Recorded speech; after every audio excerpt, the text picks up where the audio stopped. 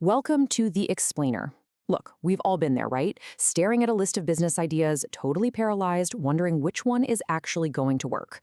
Well, today, we're going to tackle that exact problem. We're breaking down a real-world dilemma to show you a super powerful way to make the right call. So, here's the classic dilemma, right? Do you expand the family business, something you already know inside and out, or do you start something totally new from scratch? We're going to walk through one person's story as they face this exact choice. And to help us figure it out, we'll be leaning on some great insights from business mentor Sandil Maheshwari to see how a little bit of strategic thinking can point you down the smarter path. All right, so let's meet our entrepreneur. He's already involved in the family business, which manufactures disposable goods, paper plates, cups, that kind of stuff. It's a solid business, it's stable, but he wants more. He's got these bigger ambitions, and that's where he's hit a wall, staring at two totally different ways to grow.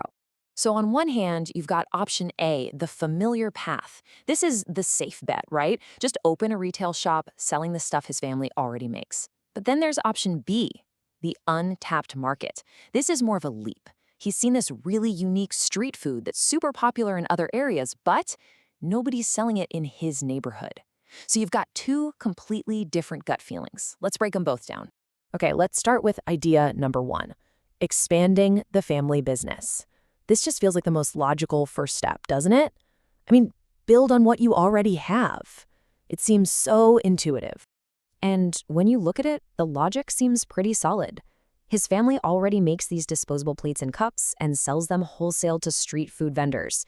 So the thinking goes, if he opens a retail shop, he can cut out the middleman, sell directly to those same vendors, and boom, keep a way bigger piece of the pie. It sounds like a total no-brainer. But hold on a second. This is where you gotta hit the brakes. Before you spend even a single penny, you have to ask the most important question in any business: who is my customer? And what problem am I really solving for them? This is huge because it forces you to question that main assumption. Would his current customers even bother coming to a retail shop? And this is where this quote from Sandil Maheshwari just nails it. Think about it. His current customers, these street vendors, they don't have a bunch of storage space. What they really value is the convenience of getting supplies delivered right to their stall. A physical shop doesn't solve a problem for them. It actually creates one.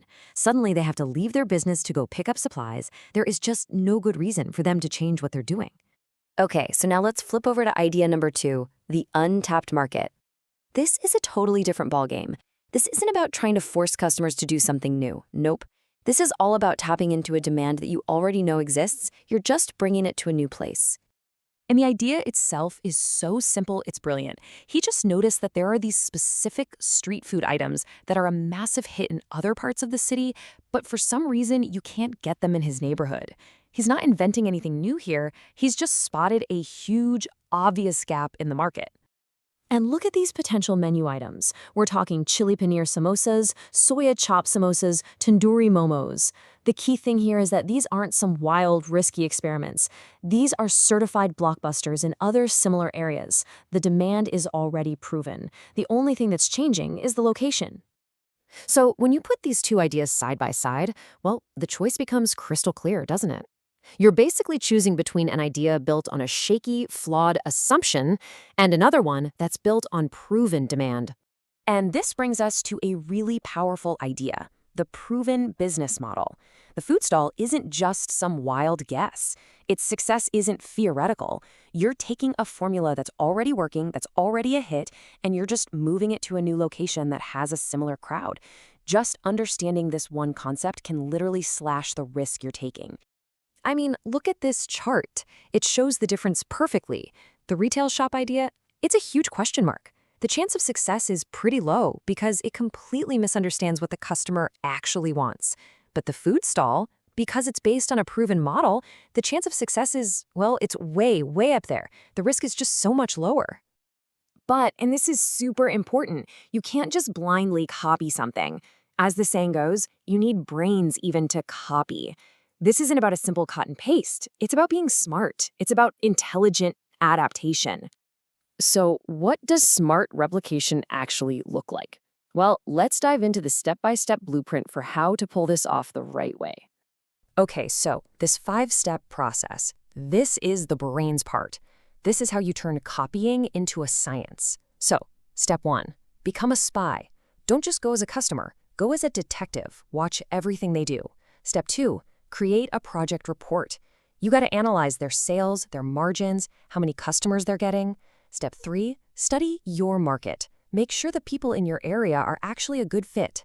Step 4, copy smart. Don't complicate things. Just replicate the basics. Don't add a bunch of fancy stuff like seating that adds cost.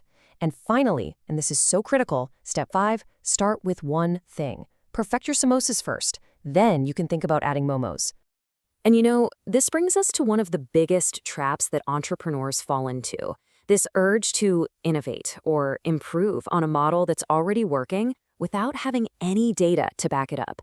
I get it, it comes from a good place, but all it really does is add complexity and cost right at the beginning when you can least afford it. Here's a perfect example. You see a super successful momo stall and you think, hey, I know, I'll make my momos healthier. I'll use whole wheat flour instead of the regular stuff. But is that what the customers actually want? You absolutely have to know if your market cares more about health or if they just want that classic indulgent taste.